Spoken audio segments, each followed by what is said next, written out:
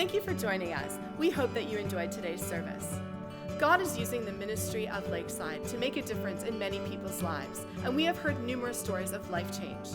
If God has used the ministry of Lakeside to make a difference in your life, we would love to hear your story. Please email us at amen@lakesidechurch.ca.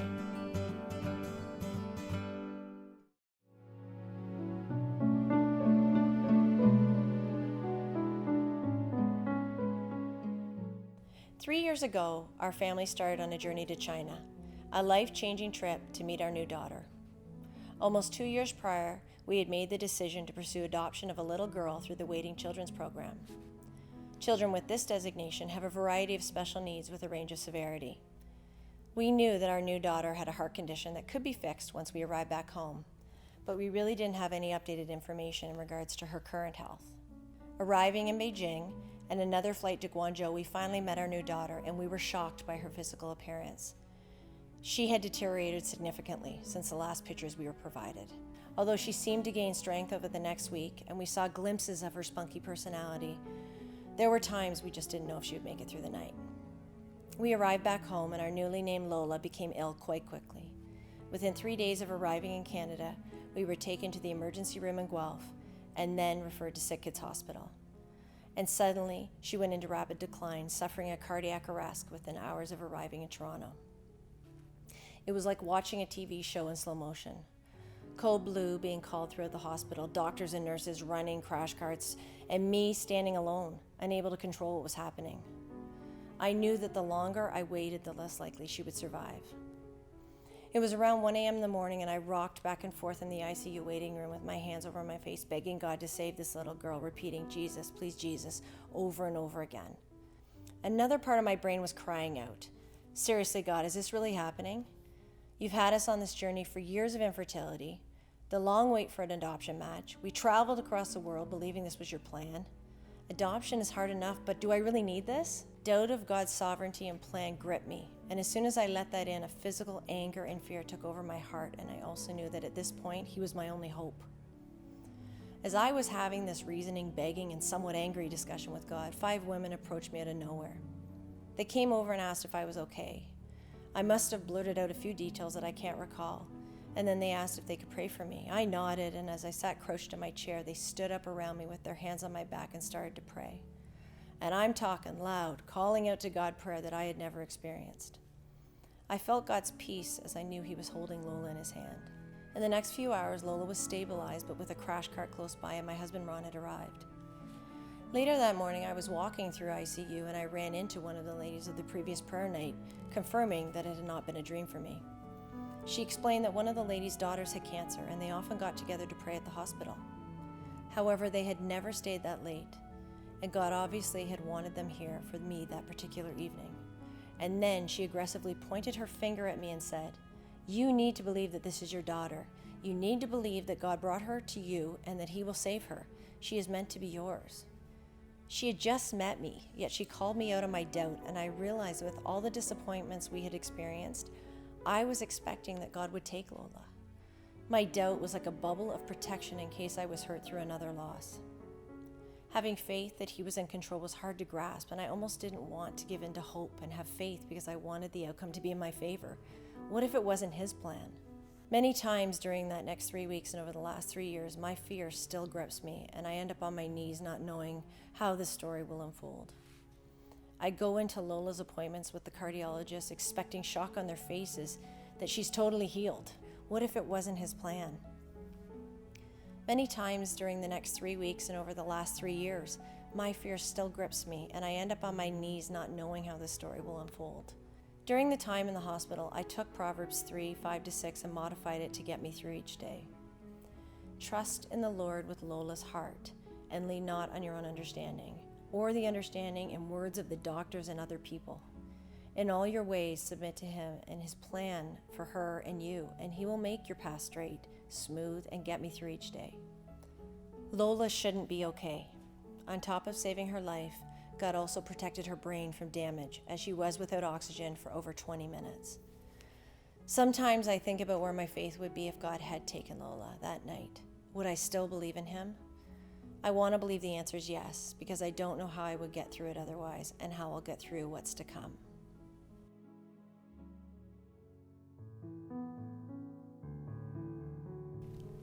Life was normal in every way possible. We had 3 beautiful children. I had a great job, and our family went to a supportive, loving church.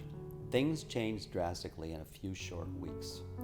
On the way to Florida, my dad fell asleep at the wheel and we slammed into the guardrails of Interstate 75.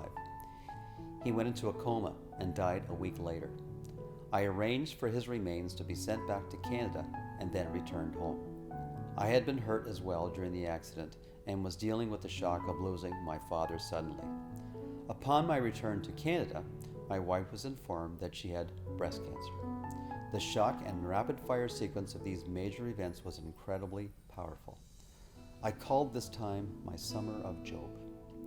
However, our faith was strong and there was no doubting of God or questioning of his plan.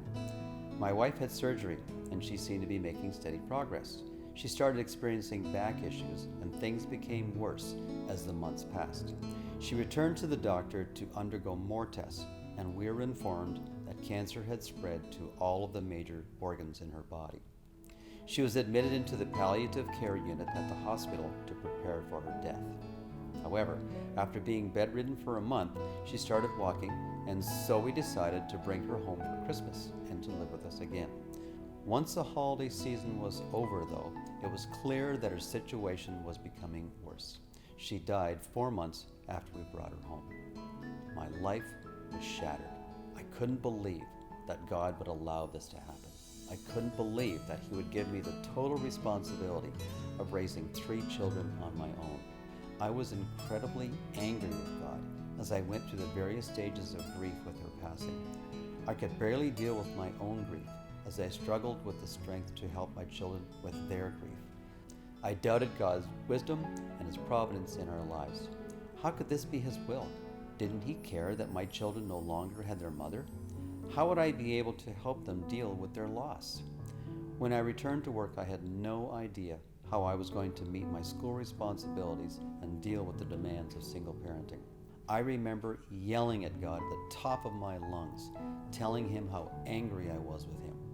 My kids had supportive friends, and we slowly dealt with the loss of their mother. We all realized that things would never return to normal again. My faith was restored, and I accepted that my wife had died. A few years later, I met a woman from Toronto, and we carried on a long-distance relationship for more than a year. We decided to get married, and I was able to get a job at a school in the area. 1 month, though, after we joined households, my wife was diagnosed with cancer. I was totally dumbfounded. I could not believe that this was happening again. I cried myself to sleep for months, trying to deal with my total shock at this repeat pattern. Her condition worsened, and I was no longer able to care for her at home. I admitted her into a hospital and left my school to care for her.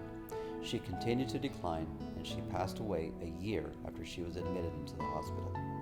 Was I angry this time? No. Once again, after I had accepted the situation, I found peace. I did not doubt God's plan, and my faith was not jeopardized. I believed that God had placed me with her because He knew that I had the experience to care for her as she prepared for her death. My faith was severely tested after my first wife's death, and I strongly doubted that God was in control. For me, the key was to accept what happened and to lean on God for the strength to carry on. In spite of these awful tragedies, I can honestly say that God is my rock. I would be lost without Him.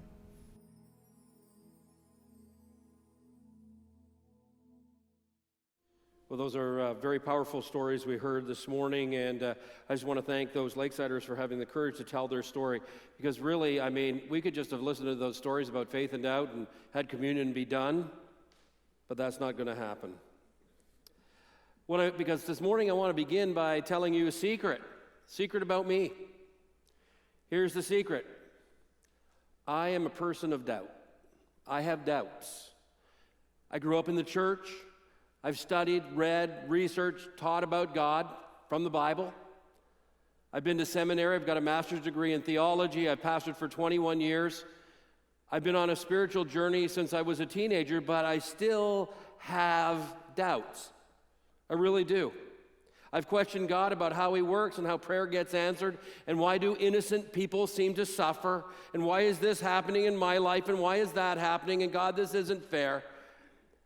I've asked lots and lots of questions about God when God didn't make any sense. And some of those doubts and some of those questions, well, we're not talking about years and years ago. Some of them are very, very recent. And I've wondered to myself as I've had these doubts and had these questions, is it okay to have doubts in God? Is it okay to wonder about God and how he works and how prayer works and how he works in my life? Is it okay to have these silent questions roaming around in my mind? Is it all right? Because I'm a person of doubt and I've had these questions and I want to know. But I have something else to say. Not only am I a person of doubt, but I'm a person of faith. Everything that I hold to, everything I've staked my life on, this faith in God, I believe it wholeheartedly with all of my heart. And I have led others to stake their lives and their eternities on this whole faith that I have taught and shared. And I just believe that faith and doubt are part of our lives and will always be that way.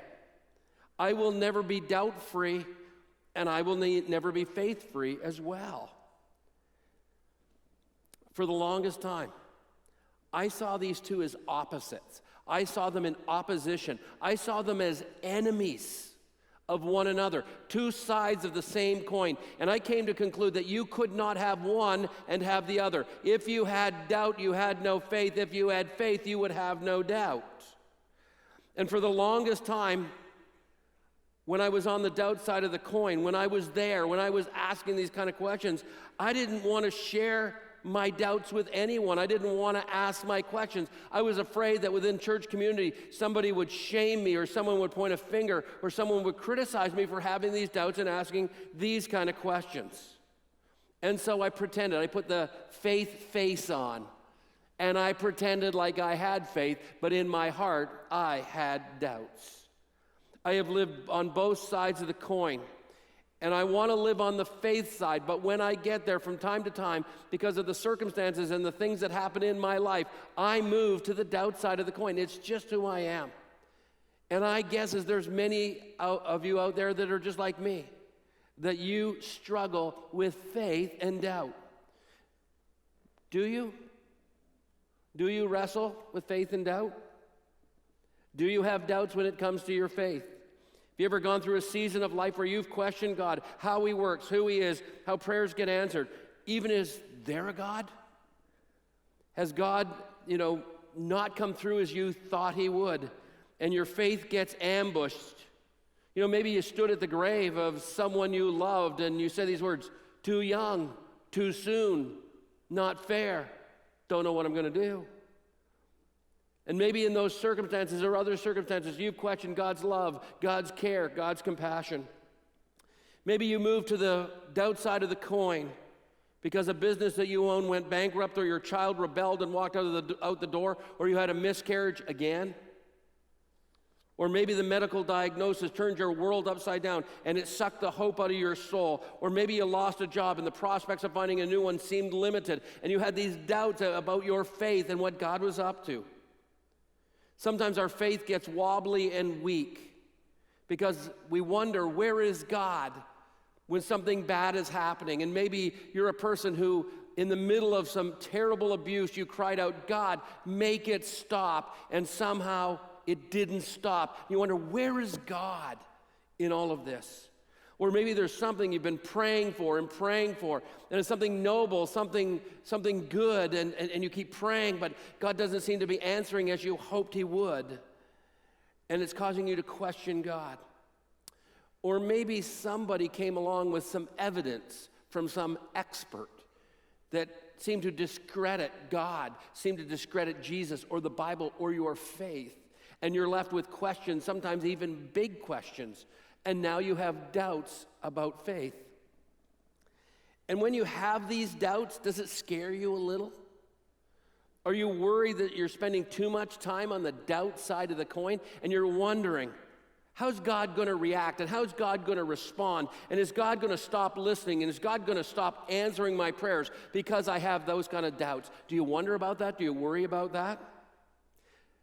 Do you feel guilty about, having these doubts? I mean, you want to believe one thing, but you're struggling and you're believing another. And maybe you're afraid that somebody will find out or someone will kind of go, really? How can you be a person of faith with doubts like that? If you are a person that wrestles with faith and doubt like I am, you're in good company. Most of us are like that here this morning. And in the Bible, there are real life stories of men and women just like you and me who struggled with doubt, even though they were credited with having enormous faith. And some of those names are pretty familiar. And I just want to share 4 of those stories real briefly with you this morning. The first story is John the Baptist.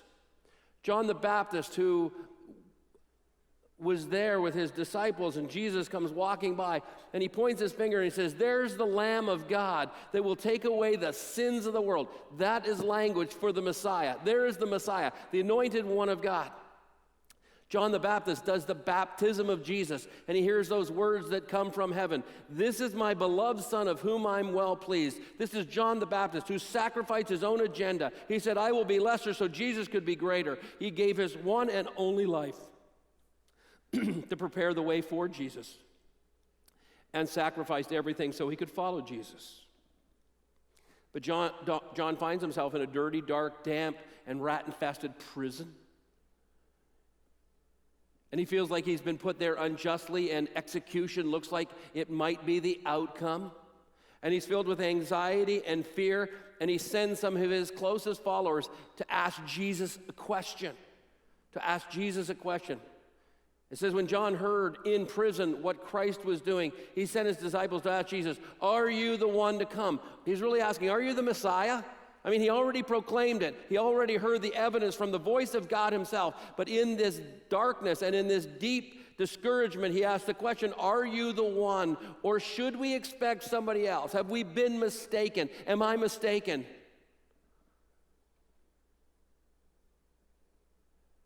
John is a man who has this doubt-drenched question. Are you the one? Are you really who you say you are? And then we get Peter, who is one of Jesus' closest followers. I mean, he has a front row seat to everything Jesus does, and he hears everything Jesus teaches. And Jesus does this miracle. And, he's got 5 pieces of bread and 2 little fish, and he feeds 5,000 people miraculously. And Peter just witnessed this. And him and the disciples, they get in a boat, and they're going across to the other side of a lake, and while they're going across, a storm blows in fairly quickly, and the boat's starting to fill with water, and they're afraid, and then they look off into the horizon, and they see something coming towards them. They don't know what it is, and they're even more afraid now. What is it? Is it a ghost? And they see it's Jesus. And Peter, with a little bit of doubt, says, "Hey, Jesus, if it's you, invite me to come and have a stroll on the water with you." Jesus says, "Hey, Peter, come on." And Peter gets out of that boat and he begins in faith to walk in the water, but he feels the wind and the rain on his face, and he feels that the water starting to drench the hem of his garment. And he gets afraid because he looks around at the circumstances. And he begins to sink and he cries out, "Oh Lord, save me." And Jesus reaches down and grabs his hand and puts him in the boat, and then says these words that Peter will never forget, I think, the rest of his life. "You of little faith, why did you doubt?" Here's someone who had a front row seat, saw everything about Jesus, but then when the circumstances got difficult, he had doubt.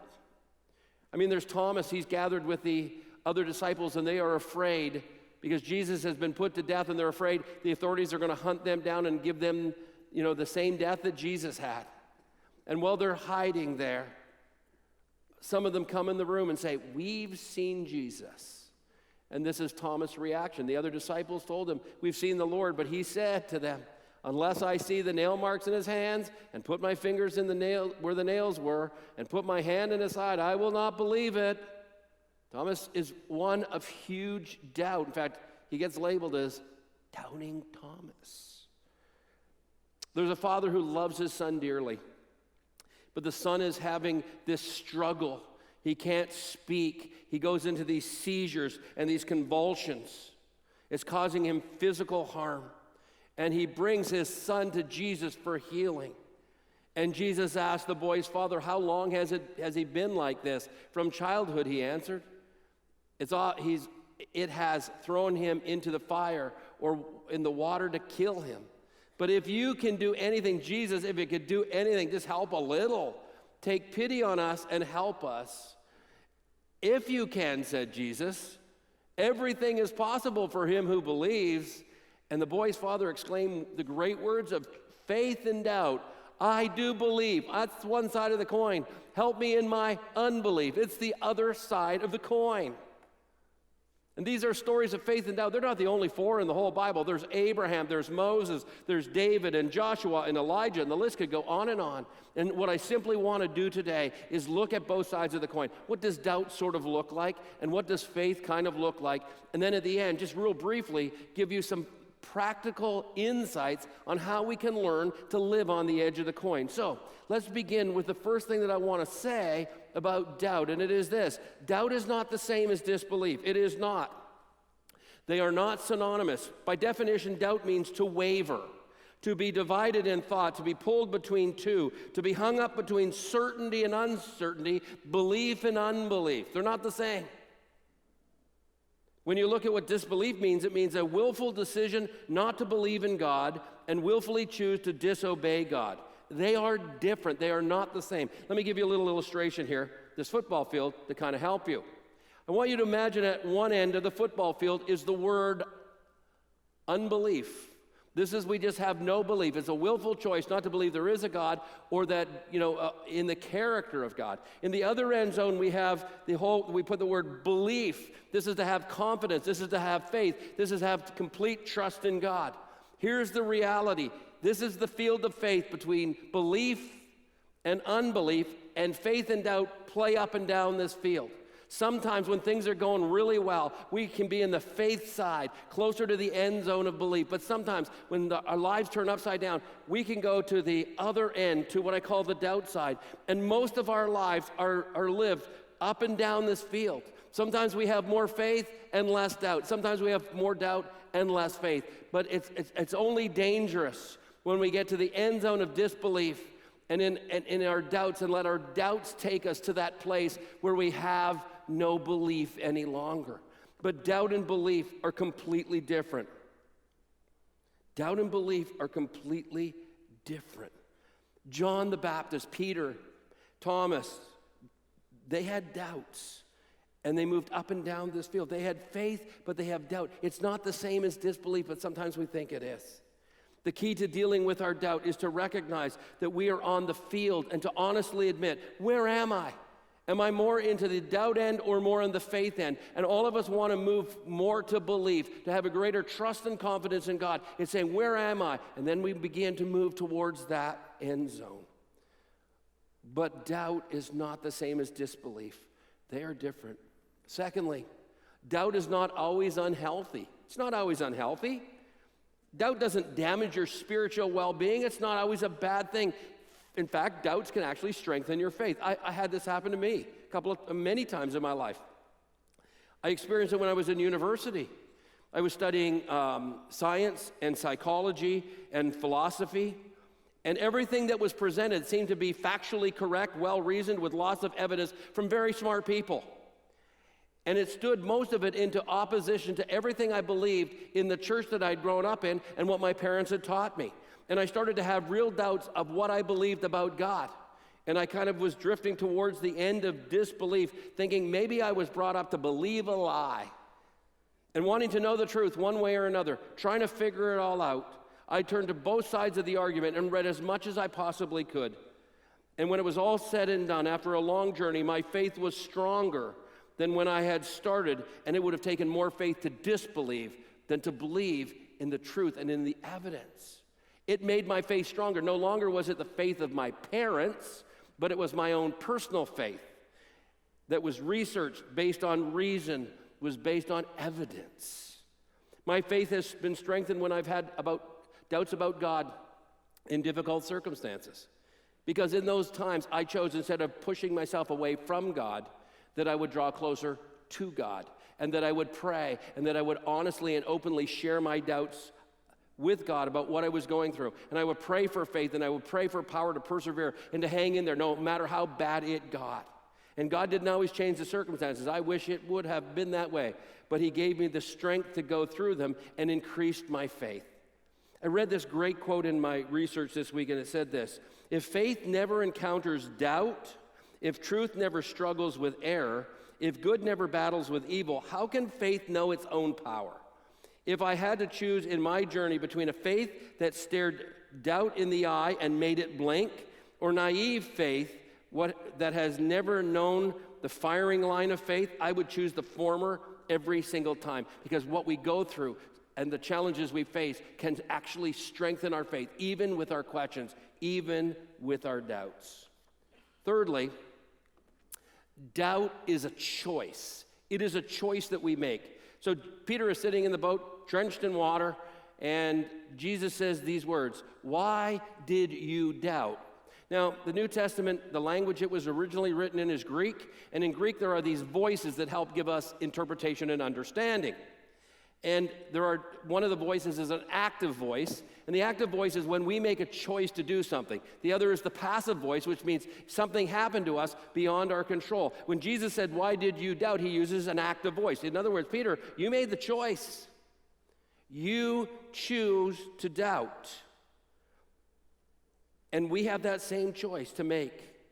Either we move towards the end zone of disbelief or we move towards the end zone of belief. But it is a choice that we make. Doubt is a choice. Every time we choose the doubt side of the coin, we're choosing to go there. We're not victims of doubt. It is something we choose. And when we choose doubt, we move closer to the end zone of disbelief. But it is a choice that we make. And because it's a choice, we also get to determine what we're going to do with our doubt. We have the choice of how we'll deal with it as well. But doubt is a choice, not something that just happens. It is something you can deal with and do something about. Some people are just more prone to doubt than others. Like I'm one of those. I think Peter was. I think Thomas was. I think Abraham was. I look at these people in the Bible, and some of them are just more prone to doubt. I'm that way as well. I would fit into that category. I think maybe it's because of my questioning, skeptical nature. I used to drive people crazy when I was a teenager in church, asking questions about why. Why do we do this? Why about this? Why do we believe this? Over and over again. Because I'm kind of skeptical and I'm questioning in nature. And I just am someone who is more prone to doubt. I just move more on the doubt side of the coin more often. I mean, I just doubt a lot of things. I doubt that we're going to have a majority in the election this year. I doubt that Donald Trump is going to make a great president. I doubt we're facing the last dispute between teachers and the government. I doubt that Kanye West is going to be Kim Kardashian's last husband. I doubt the Leafs are going to win the Stanley Cup.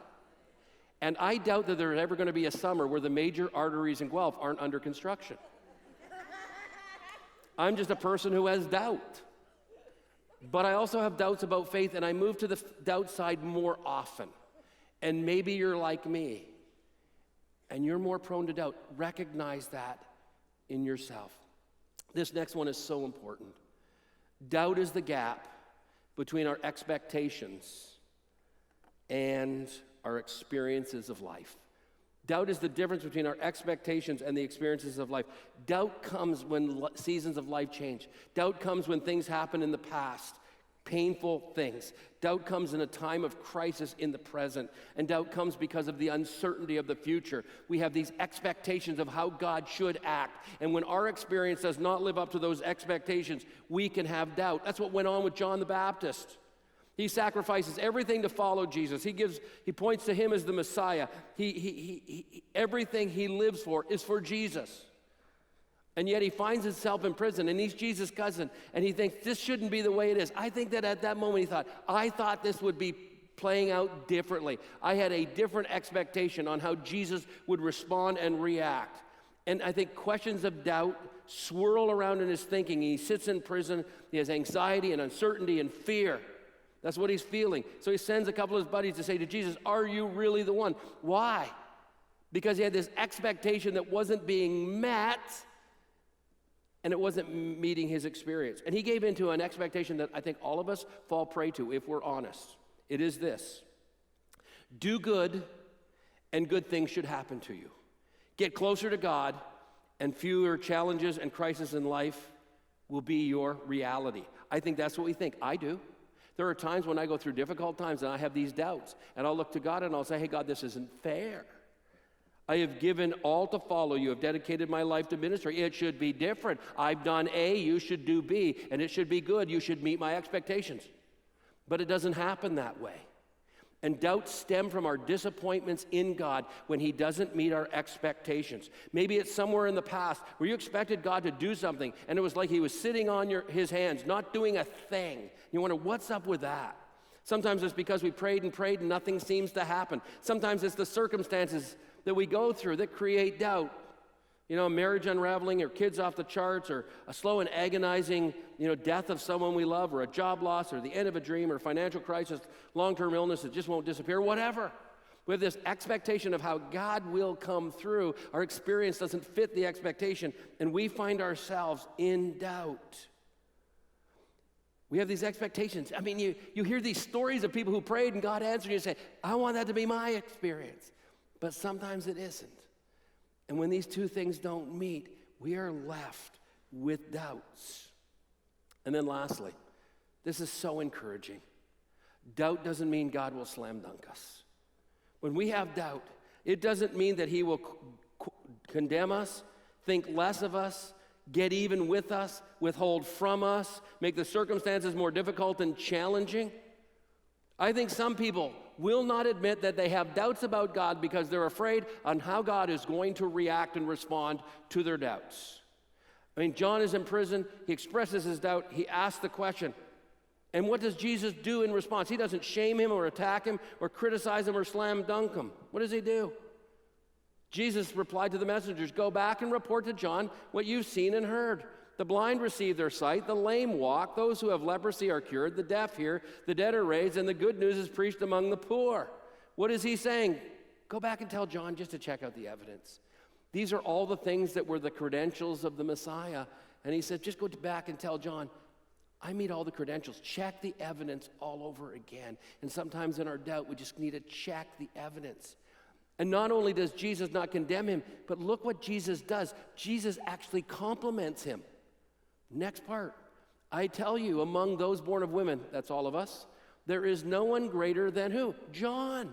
In his doubt, wondering if he is the one, Jesus said, there's nobody greater than John. What a compliment. What a compliment. And that's such good news. It is such good news that God, in the middle of our doubt, wants us to come to him with our questions and our concerns. He wants an honest relationship that's open and transparent. He wants us to share our thoughts with honesty and candor. Don't be afraid of your doubt, and don't be afraid to take it to God. And so that's kind of on the doubt side of the coin. But I want to look at the faith side. I want to look at three things when it comes to the faith side of the coin. The first is this. This is so important. Faith is not quantitative. Faith is not quantitative. This is what I mean. The quantity of your faith, how much faith you have, doesn't affect how God works in your life. It does not. If you're living in the end of this field, on the faith end, the belief end, that does not guarantee God's going to bless your life. And if you are living on the doubt end, it doesn't mean, oh, well, God's not going to answer your prayer or sort out your current situation. Sometimes he will, sometimes he won't. But our quality of faith and our quantity of faith does not affect the working of God in our lives. And this is a misconception that lots of people have been hurt by and wounded by.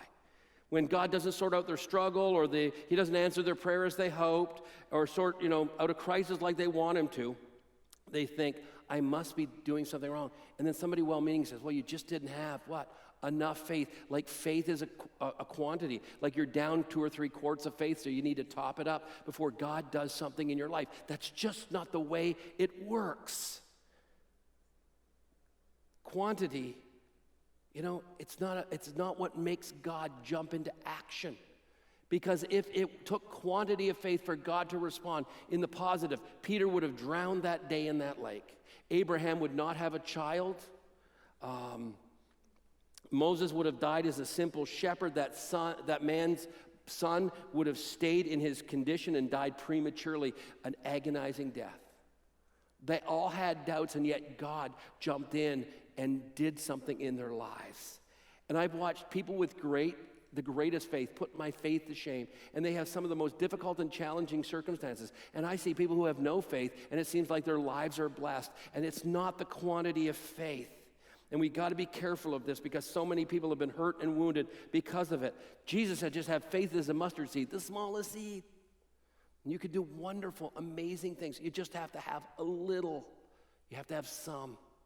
And there's a story I want to tell you that kind of illustrates this. A few years ago, I got the chance to visit two families, and they were in the same hospital in Hamilton. And one, the child had leukemia, and the other child, and the prognosis was positive. The other had a child where the brain was swelling, and the doctors told this family it wouldn't be long that the brain would swell, it would be crushed by the skull, and the child would die. And I visited both of these people, and I went into each of their rooms, and I prayed. It's one me praying with, my faith as big or small as it is. And I prayed for the first child, and I prayed the same prayer that I prayed when I went into the second room. The same person, same amount of faith, same prayer.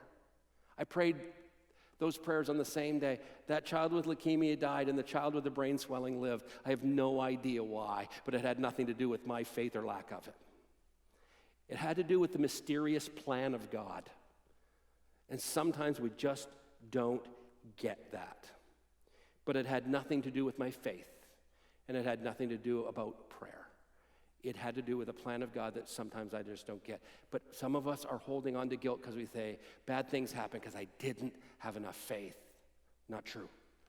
Number two, faith is not without reason. Faith is not without reason. We don't have blind faith. We have a faith that is based on evidence. There's reasons, there's evidence behind it. Yes, between evidence and reason, there is faith, and we have to make it a leap of faith, or we would have reason and no faith at all. There is a leap. We have to take that leap. I get that. But there is evidence, and as Jesus said to John's disciples, go back and tell John to what? Check out the evidence. Because there is evidence to our faith, and if you're wobbly in your faith, not sure what you believe or what you're believing about God right now, there are lots of great resources. Authored by the name of Lee Strobel, wrote a whole bunch of books called The Case for Christ and The Case for Faith, Case for Creation, The Case for a whole lot of other things. If that's too much reading, it's a little book that transformed my life years ago called More Than a Carpenter by Josh McDowell. It really strengthened my faith. We're going to take, I'm doing this course, the Institute, as part of Alpha, and we're going to walk through the Bible. And I tell you, when you go through it all and you understand the story and what's behind it, it just does something to your faith.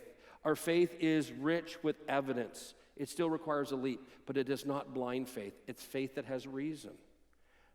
Thirdly, faith is not a feeling. Faith is not a feeling. Some people link how they feel with faith, especially the more emotionally wired kind of people. But if we build our faith around experience, around emotion, around feeling, when feelings go up, faith goes down. Feelings go up, faith goes up. When feelings go down, faith goes down. That's not what faith is about. It is not a feeling. Faith starts with a set of core beliefs about God and His character. Faith is a confidence in God and His character, even when life doesn't make any sense at all. Faith is saying, I believe this God, and I believe in His character, and I will still have doubt, but I believe, and I'm not going to let feelings drive faith out of me. Faith is a commitment of the will. It is a choice to move to the end of the field of belief, even when we don't feel like it or we don't want to. We go to that end of belief because of the facts of faith.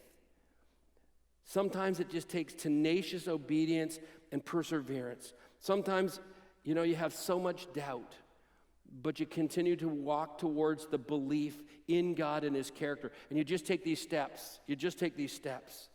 It's choosing to trust God when I doubt, even when I don't get Him. It's believing in His promises, even when I have questions. Faith is not a feeling. It's based on the character. It's based on the person. It's the core beliefs about God.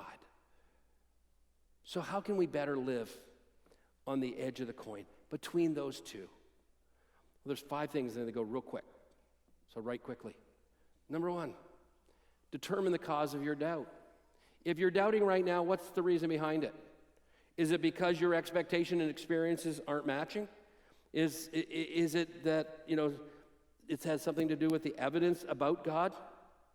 Maybe it's some way you are feeling emotional right now, and it's kind of drawing you out. Maybe there's some fear. Maybe there's, something going on that just doesn't make sense. Maybe it's a painful season of life. What is it? What is it? It's usually obvious. This is what's causing my doubt.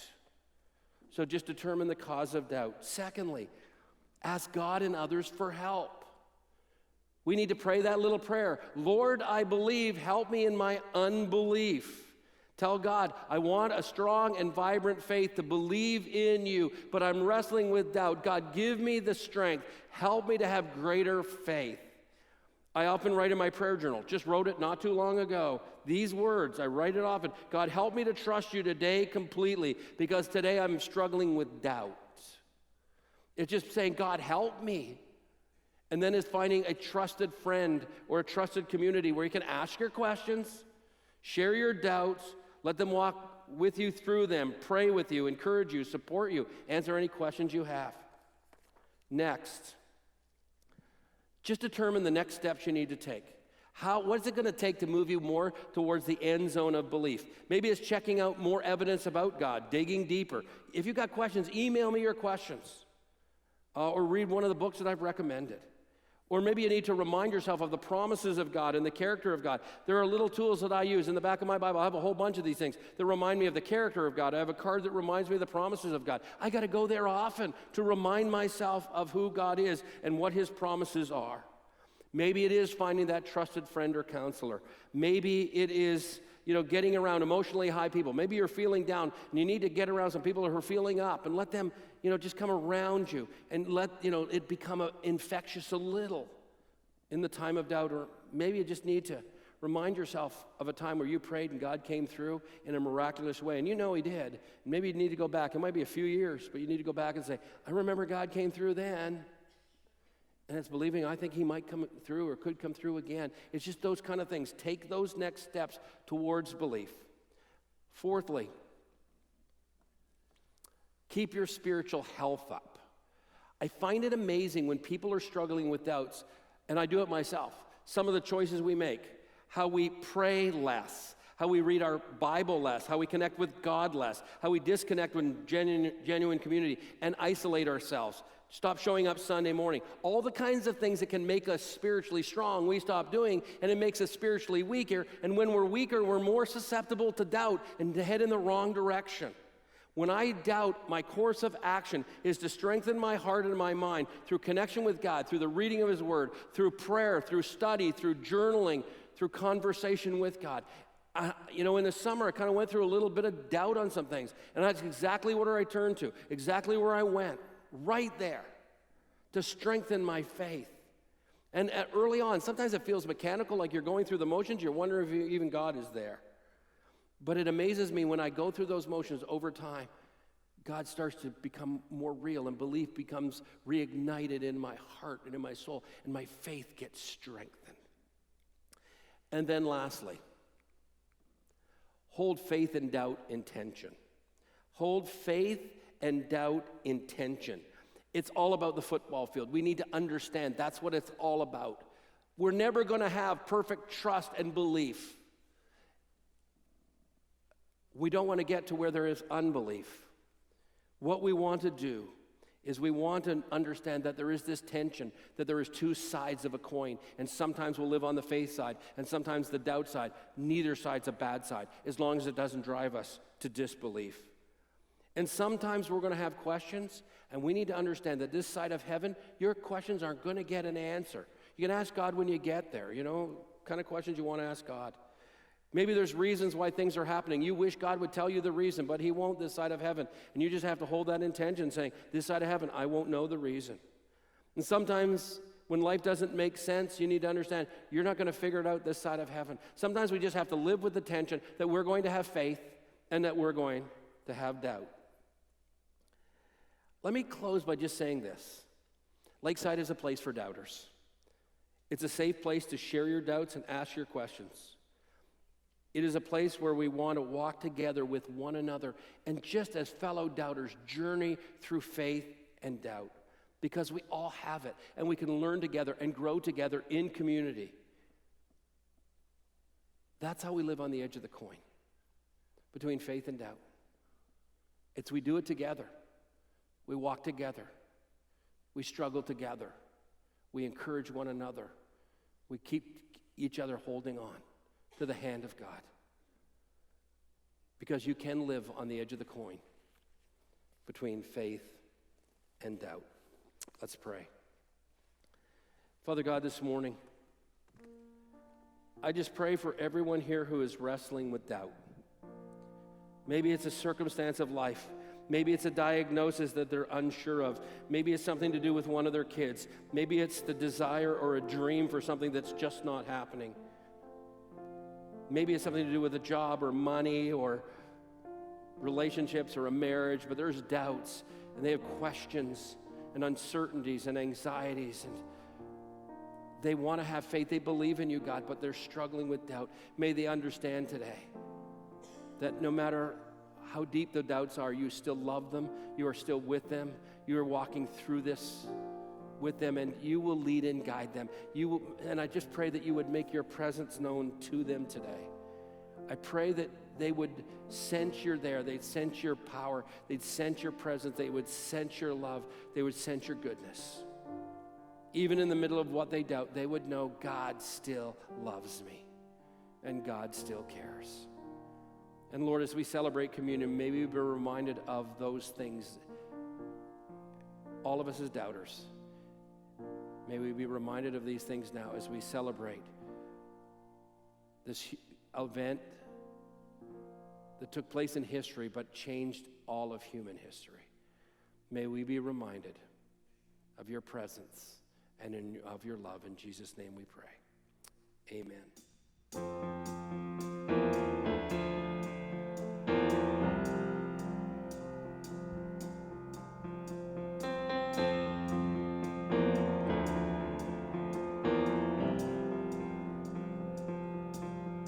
Don't wanna get there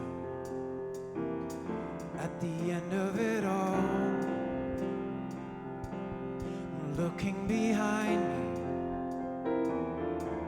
to see there was so much more. Take this pocket full of faith. It is all I have today. I'm giving it all.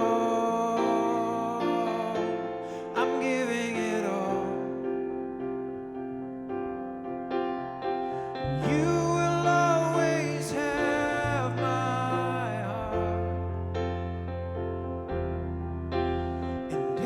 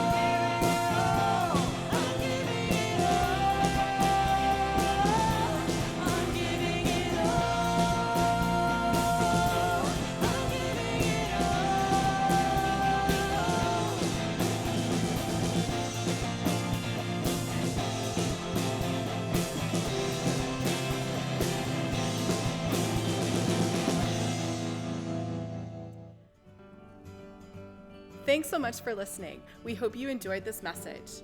To hear it again or other messages, please visit us at lakesidechurch.ca.